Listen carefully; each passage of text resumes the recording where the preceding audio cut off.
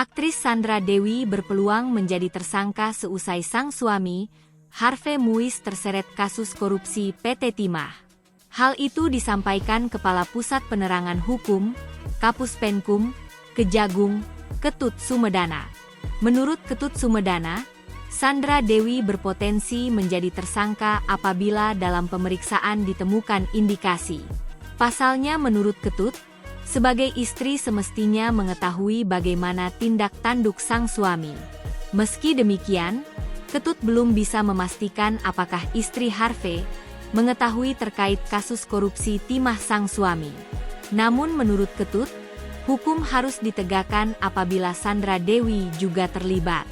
Yang jelas mereka harus bertanggung jawab apa yang mereka lakukan jika menyembunyikan keuangan negara, ucapnya.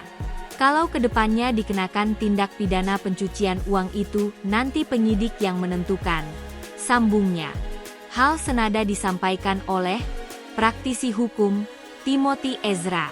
Menurut Timothy, Sandra Dewi berpotensi dipanggil untuk menjalani pemeriksaan perihal kasus suaminya. Potensi istri ataupun Sandra Dewi ini untuk diperiksa pasti ada, kata Timothy Ezra.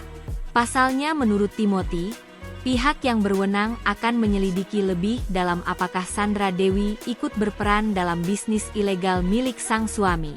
Karena bisa dicek mungkin apakah di PT itu dia sebagai pemegang saham atau apakah dia terima aliran dana?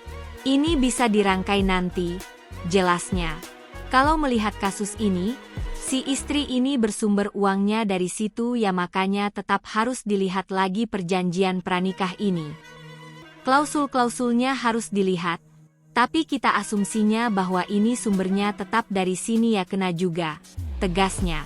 Seperti diketahui, sejak sang suami menjadi tersangka kasus korupsi PT Timah, Sandra Dewi tampak terlihat cuek di media sosialnya.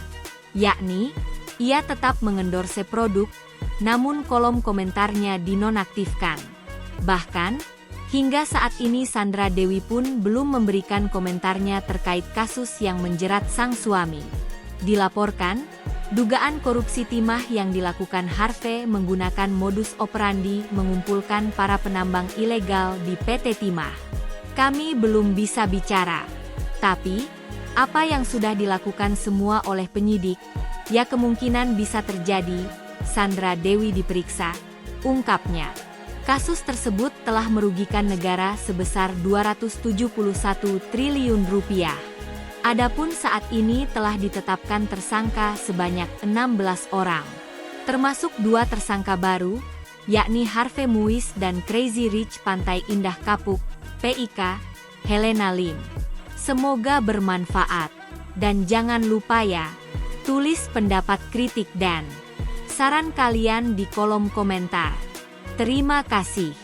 Sahabat Putri Nauli TV dan see you.